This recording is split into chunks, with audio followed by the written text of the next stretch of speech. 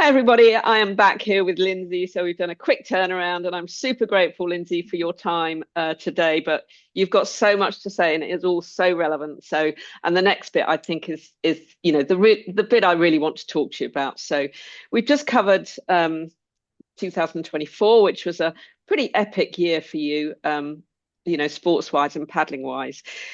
When you is it directly after last paddler standing that you say, yes, I want to do that again? I mean, maybe not the minutes afterwards, because I'm sure it's just like I never want to get on a paddleboard again, but is it very much at the forefront of your mind to say yes to it again?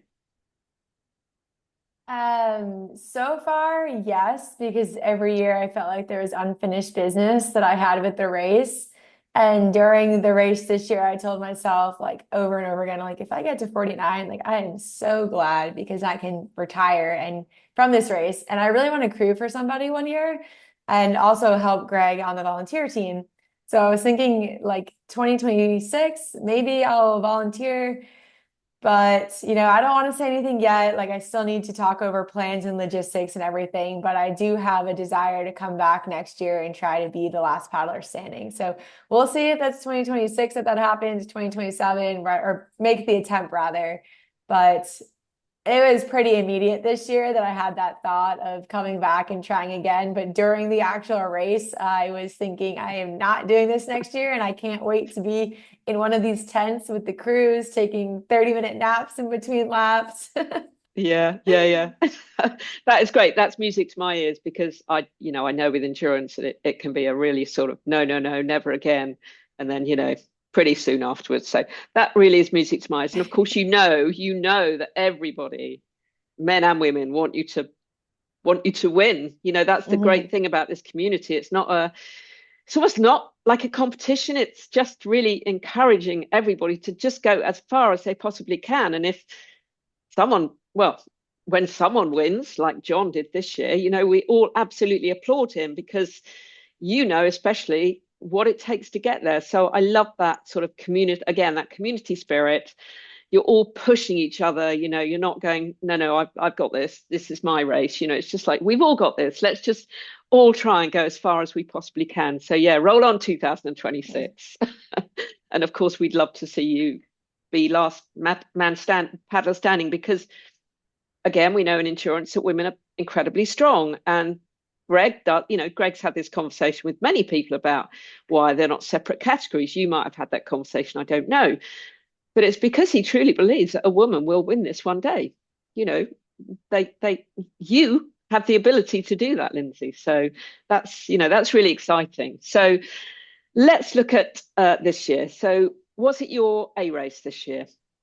Last Yeah, paddle my standing. focus this year was last paddler standing. I went into the crossing this year again, but my goal with that was to help get a friend across who has cystic fibrosis. So I knew that we were going to be pacing slower and we weren't racing. And then I would say Chattajack was my B race. I go into that race this year and last year with I just want to make top 10, which for that race is, I'm proud of that achievement. But my main focus for the year was last paddler standing.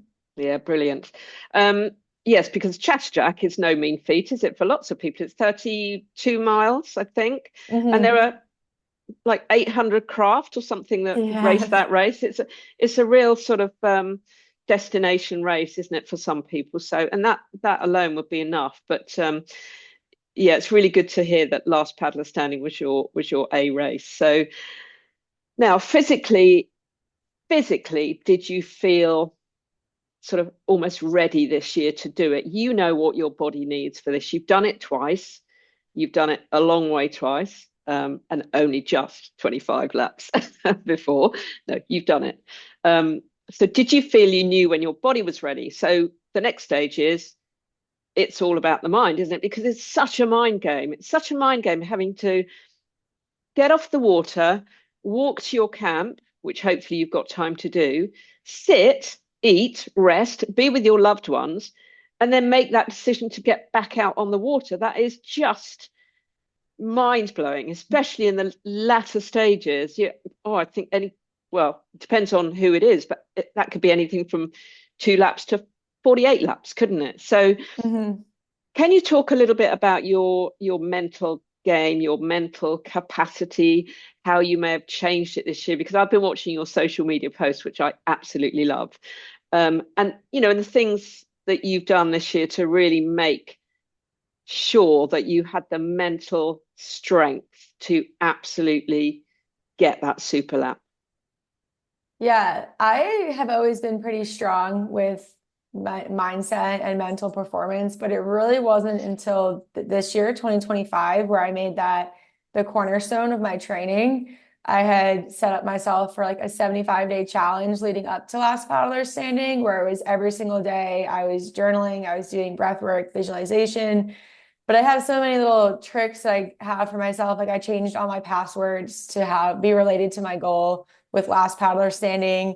Even like silly things like this necklace, I've been wearing this for years and it always twists. But this year, anytime it was twisted, the saying like make a wish when your locket or whatever is twisted. So every time I would turn it around, I would say last paddler standing. So it's just always been on my mind 24/7, which I think plays into not giving myself the option to stay seated during a break. Like that's wasn't even part of my like thoughts. Like, yeah, there's times where like, oh, that whistle came really fast, but I don't give myself the thought because my thought has just being making it to 49 and even potentially being the last paddler standing. Like this year, I'd be lying if I say I didn't want to win, but I knew pretty early on looking at who showed up and who was in the last 7 that I would be foolish to continue. Like I just me against John Batston and Brad, it wouldn't have happened, which is fine. I'm happy with where I landed, but I didn't give myself the out every lap. Like as long as I was healthy enough to keep going, I was going to keep going.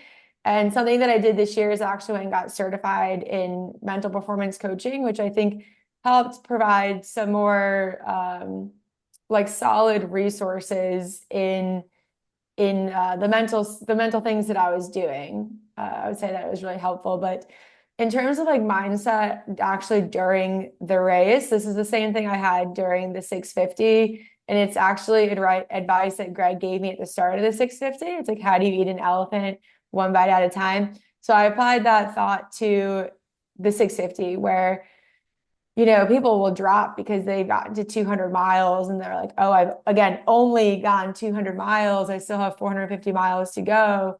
Whereas my mindset was, I'm not looking at the number 650. I'm just getting to the next boat ramp because that's where I met my husband every like 30 miles during that race for a resupply. And it's the same thing during Last Paddlers. I'm not thinking about lap 49 while I'm racing this year, which I think was a difference than last year because last year I was thinking about lap 49 and the wind forecast, I'm not going to get it. Where this year it was also very windy. And truth be told, I didn't know if I would be able to do it with the crazy winds we were having. But I had learned the lesson to not think that far ahead because the wind forecast changed. The direction of the wind this year changed every single lap. And that's no exaggeration, which sounds so crazy. But I was just thinking about the lap that I was in and not even the next lap. Just get back to land, finish this lap, and then keep going. And another mindset thing too this year is just besides like shutting down any talk about we had 24 hours, we still have 24 hours to go. Like if people were talking about that near me, I kind of try to shut the conversation down, but also any sort of negativity. I was trying to really not be around any negative talk, negative thoughts. Mike Carson and I were joking a lot because he was sighing a lot during the race. He wound up calling it his USS, uncontrollable sighing syndrome. And Mike and I are friends, but I was giving him shit for it. I was like, Mike, like, let's stop sighing. Like, yeah, it's like stop. Like, let's be positive. And that was my thing this year. It's like I went in with the goal of just having fun. Yes, my goal was 49 laps, but more so than that, it was to have fun because last year I was quite miserable during the race. And I think that showed up with me stopping at 25 because I wasn't having fun. I would have probably kept going if it was fun. So this year I was just having fun. And anytime people were talking about how tired they are or their hands hurting or the wind or alligators, any of those things, they just try to like flip the conversation. And we kept it so fun this year. We played so many games on the water. I think I sang every song that I know the lyrics to. A lot of would you rather type of games, just keeping it fun and light and basically keeping your mind on anything but thinking forward of how many more laps you have or the conditions or how you're feeling. Because if you start focusing, oh, my back's starting to hurt, and then it's in your head, am I going to get injured? Is it, did I pull something? That's going to take over. That negative thought is going to spiral. Whereas if you shift it into something else, like, look at the sunrise, it's so pretty. It'll pretty much, it's a pretty big shift in what you're thinking and even what you're feeling. Because if you start thinking about your injury or what's hurting, and I always say this for these type of races, pain's inevitable, suffering's a choice. Like, you will be in pain. There's no way around it. I haven't spoken to anyone who got through this race without any sort of ailment or pain or like discomfort. And I think that's, the race is meant to be uncomfortable, but you don't have to suffer. So if you're thinking about your back or your hands, you're going to be feeling it more. Like, if you're thinking about it, Yeah.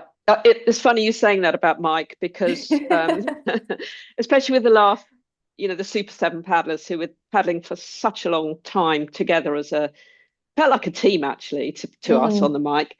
But Mike would come off the water and he would be like, oh, oh, my feet, oh, my hand, and you saying that should just confirm that, because obviously I don't know him at all.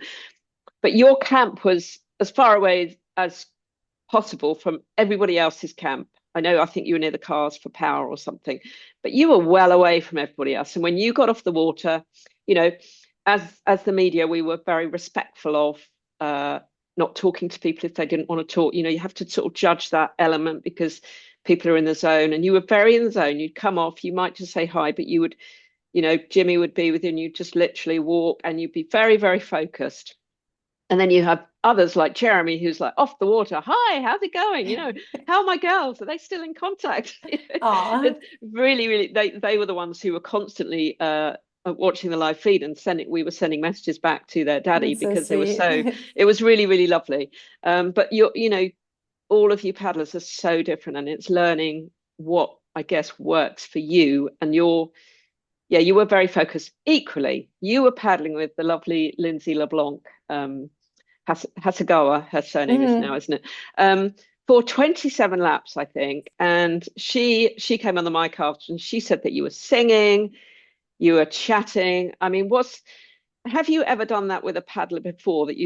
I know you paddled with Blake a little bit, but have you ever paddled with someone like that at Last Paddler Standing before, so consistently? Yeah, I would say last year and the 2023, I paddled side by side many of the laps with Blake. And then during the 650, I paddled the majority of the race with somebody. I always like to team up with somebody if I can, if there's the opportunity to. And I go into Last Paddler Standing actually with the goal, like, I want to speak to every single person here. I want to introduce myself to them, especially if it's their first time. Help make them feel comfortable, kind of what I was talking about with Aloha Athletics earlier, and being like an ambassador for the race and for the sport. So it's really it's challenging to do. Like, the guys this year sprinted at the start, and I didn't get to talk to most of those front guys until they decided to slow down on the second day, just because my strategy is like, keep my heart rate as low as possible. And I don't want to spend too much time on land, because I think the more comfortable you get on land, the harder it is to keep going. But yeah, I always will try to have conversation with people on the water. It just makes it more enjoyable. I do a lot of my training with Lindsey and Jackie, and we have a whole group of like 5 or 6 girls of us here in Jupiter that paddle together. So I'm used to paddling with people. I do a lot of my longer distance paddles alone and without music, and I feel like it's really helpful for me I really think it's my therapy. I recommend that everyone does the therapy that's best for them, whether that's traditional therapy, but for me, paddling is therapy. It's when I have, in-depth conversations with God, with my thoughts, with all of that.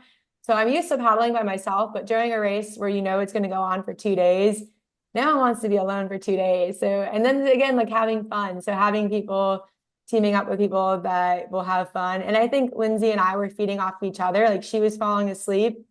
That was the longest race that she's done. She's done the crossing for cystic fibrosis. She actually won it this year, which is very awesome. But I think maybe her time for that was like 14 hours or something. So to get to 27, she almost doubled her longest paddling ever. So she was feeling tired too. So we were just trying to make light of it and keep each other going and, awake also, because it's very scary when you're falling asleep paddling, and you can be paddling next to somebody and you're both dozing off and falling asleep. So that's part of the strategy too, of trying to have somebody to chat with, just because if you're talking, you're more likely to stay awake, and you start noticing when they start getting quiet, or they'll notice when you get quiet, it might mean they need to check on you. And Last Paddler Standing really does have that community like vibe. Like everyone is technically competitors in racing, but you're always checking on each other. Like this year when there was the lightning and the fog, we were the counting people. Like I was very aware of who was ahead of me and who was behind me and making sure they got off the water. And I think others were doing that as well. So yeah, I think it really does help to have somebody side by side with you. And I was really lucky this year to pace with Jeremy a lot, with Mike, with Lindsey, with Jackie, all these different people to have conversations with. Really made the time, this is going to sound crazy, but made the 49 hours fly by. I love it. 49 hours flew by. And Greg as well, he said, I think before the race in the briefing, get to know these people, talk to people, get to know them, because you don't know when you're going to need them, and he's talking about the hours towards the end where you may possibly, either be in a world of pain or, as you say, falling asleep or, lost in the fog. You need each other, you are a community and you do need each other and you do need to help. So this year, that over the last few years have been like 4 women, 2 women, 4 women. This year we had 10, which must make your heart sing, because it was a third. It was a third of all paddlers were women, and they all did amazingly well. We had from 1 lap to your achievement. So, and I just think, especially having been there now, the sense of achievement of actually just stepping onto your board lap 1 is huge, because it's such a, if unlike you're not able to look at the smaller picture and you do look at the bigger picture and you see what a momentous task you're sort of putting yourself forward for, it could be so mentally intimidating and challenging. So I just applaud anybody who's willing to say, I am going to do Last Paddler Standing. And yeah, how did you feel about that? All those women turning up to do that. I mean, the men are brilliant too, but let's talk about the women. Yeah, I think it was really great that we're starting to see more women go into this space. I think women are very talented endurance-wise, but this race has always had the overarching thought of it's not fair to women to race against guys. And I have my own thoughts on that. I can make an argument on both sides of that. On one side, if there was a female division of Last Paddler Standing, my first year I would have done 14 laps and won for the females, and never have really gotten to see my true potential, which during that race is when I qualified for the 650. So I wouldn't have had that, because that happens at 30 laps. But at the same time, like, it is daunting, like, to think if you want to win this race, you're going head to head against men. And I don't know any other races that I can think of where that's the case. And, there are biological differences between men and women, and it does do a disservice to not recognize that, but it doesn't mean it's not possible. And that's kind of what my main goal with going 49 this year was, to show that it is possible. So seeing so many girls come out, and whether they had a goal of winning or their own goal along the way, which is one thing I stressed for everyone for this race, is like, there will only be one standing, and there's 30 plus people that come, which means there's almost 30 people that won't, right? Those people aren't going to win. And that's how every race is. Like, well, I guess there's first, second, and third generally, and there's not for this. There's the Last Paddler Standing, and then they recognize the assist. That's it. Yeah, pretty much that's it. But that doesn't mean you need to only show up if your goal is to win. Like, if my goal was to win Chattajack, and if I'm not going to win, I'm not going to do it, then I wouldn't do it, just because I'm not in the condition to win that race. But I still had so many good races and experiences from the goal that I set for myself within Chattajack. So you don't have to be the Last Paddler Standing to show up. But I think that's something that's been kind of daunting for women in this space is, well, what's the point? Like, there's no female category. Like, I had girls say, like, they won't do it until there is a female category, which, knowing Greg, there's never you might going never to be do a it female. then. No, I don't see a world in which there is a female category in Last Paddler Standing, but I do see a world in which there is a Last Paddler Standing female winner, and it not being, divisions. Which for me, if that happens in my future, I think that would be great. I would love to be the overall winning without the asterisk of, oh, she won the female division and then there was a male division. So I think this year having more girls come out and set their own milestone goals along the way, personal achievements, was really cool. It was really cool to have other girls to connect with on the water, shared experiences. Everyone is going through a similar battle and journey out there, but really having females out there, which might have more similarities, right? Like I had this year, I called out during the pre-race meeting to Greg. I was like, hey, when you're going over the rules, let's remind people that they have to use the bathroom to use the bathroom. Like you can't go off your board, which was happening the year prior, which I thought was a massive disadvantage to females, because if guys are going to the bathroom off their board, I either need to pee my pants or jump in the water to not use the 3 minutes that it takes of my break to walk to the bathroom and back. So it was really nice to have the female representation out there this year. Yeah, definitely. Oh, I did wonder about that. I didn't realize that before they were allowed to do that, or maybe not allowed, I but don't know they if they did were do that. allowed, but it But they wasn't a did it. spoken rule. Okay. Yeah, because I did go to Nathan Benison Park for the ICF World Championship, so I did know the layout. This venue was very different, much more beautiful, much more organic. Nathan Benison was great, absolutely great venue, but it's quite sterile because it's purpose built for sprints. Um, so, but within that brought its own challenges. And we spoke to a few people who said, we said, which did you prefer? And they said, well, Nathan Benison, because it's easier. Because we were on a tiny bit of the lake. I mean, it seemed quite big to us, but it was actually a tiny bit of the lake. So that, the infamous red buoy turn at the end, there was a lot of weather, wasn't there? And you talked about the wind changing, and it did change. We had a couple of flags on the pontoon, heavy blowing that way. Next lap, flip the other way. I mean, it was just mental. They were just all over the place. So, and we had fog, and again, Greg was not sure that you'd be able to go out in fog because it's pretty dangerous. I mean, you all had the lap loops, in your DNA by then, so you should have just been able to paddle, but that was touch and go. But the other thing that we did have, which did impact on the race, was the 2 hours off the water because of the lightning. So this came, I think it was in the early hours of Monday morning, and it wasn't anything that anybody wanted, but it's just the weather. And the rules state that if you're off the water for 4 hours, be there 4 consecutive hours or 4 separate hours, that's it. The race is done and the race is won. But Greg did do something which he very rarely does. He changed a rule. So he made it so that you would, regardless of that, you would be able to get back on the water, because he really didn't want the race to win. But that coming off the water, when you are so ingrained in your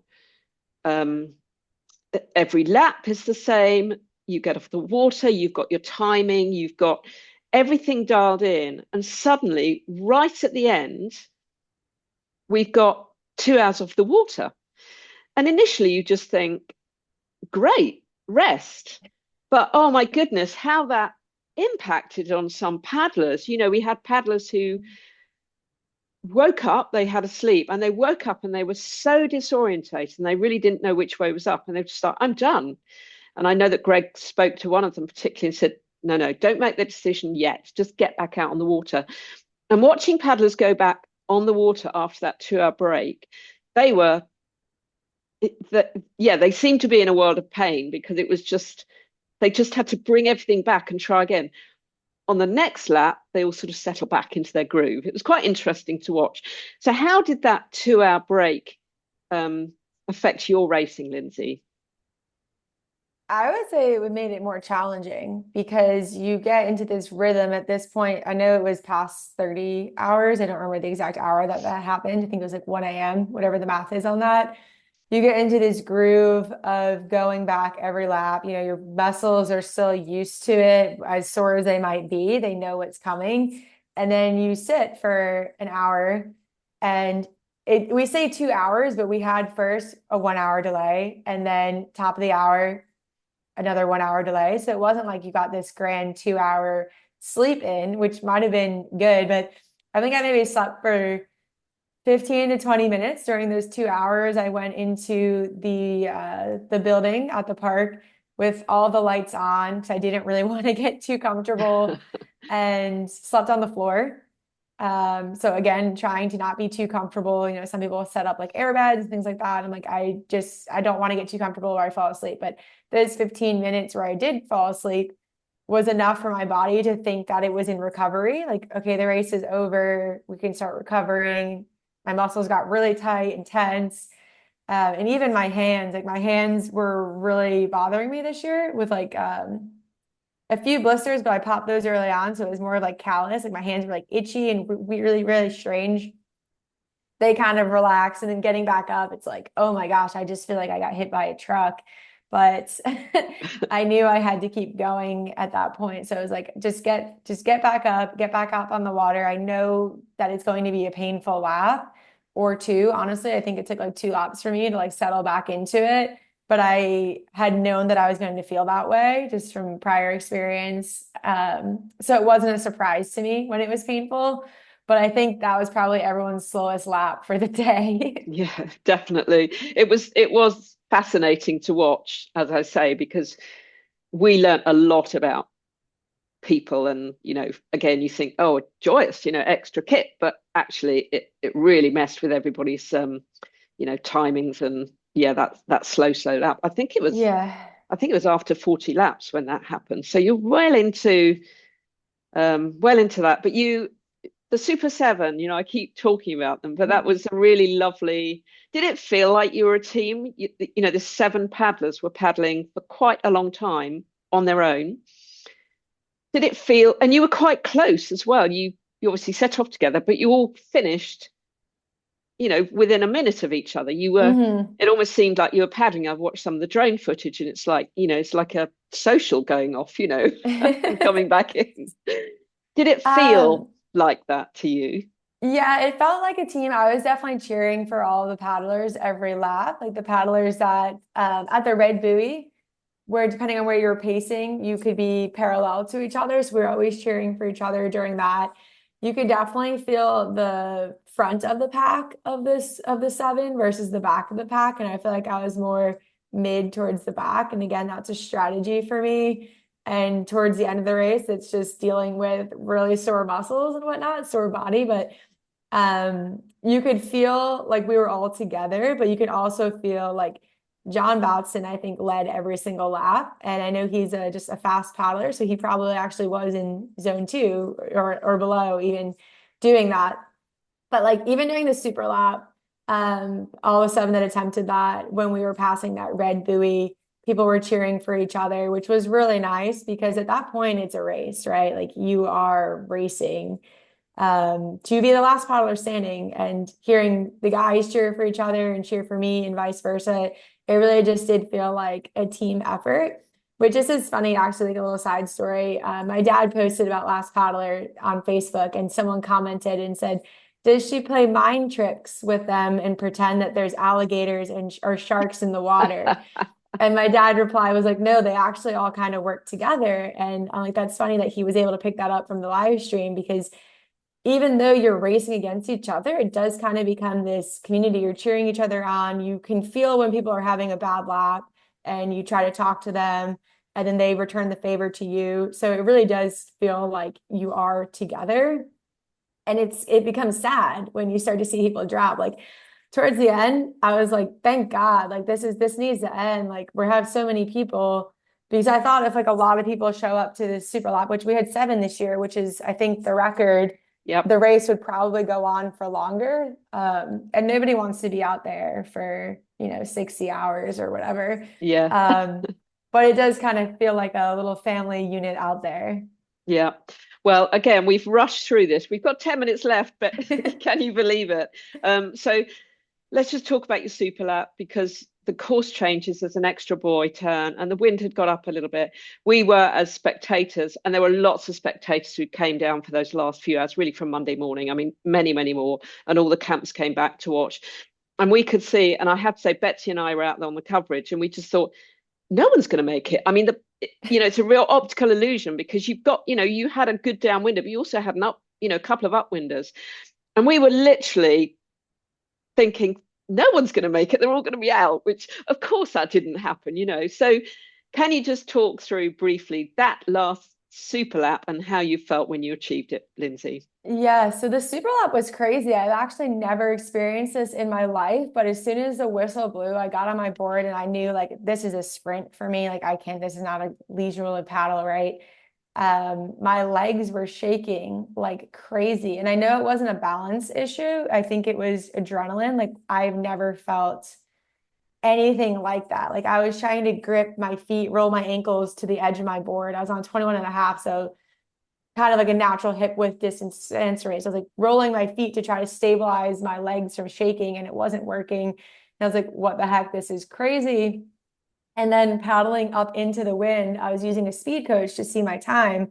And anytime it would go below 5.1, I was like just telling myself like little mantras and things. And like, you need to pick it up because if you settle below 5.1 for more than a few seconds, you're not going to make it. And I really, really, really wanted to make it, but I didn't know. Like I went into that not knowing if it was possible. Like I had a conversation with my husband leading up to that lap, and I was like, well, yeah, there's a 50-50 chance. I either make it or I don't. I didn't feel like, I don't know if any of the guys felt like this is a sure shot for me, but I never felt like it was a sure shot for me personally. So I think I had that anxiety almost, which I hesitate to use that word because I wasn't anxious, but just this unknowing Mm. feeling of was I was going to make it or not, but I was going to do whatever I could to make it. I think that was probably hit some of my fastest times, like against the wind in that. So anytime it would go below 5.1, I think I need to pick it up. And I was praying,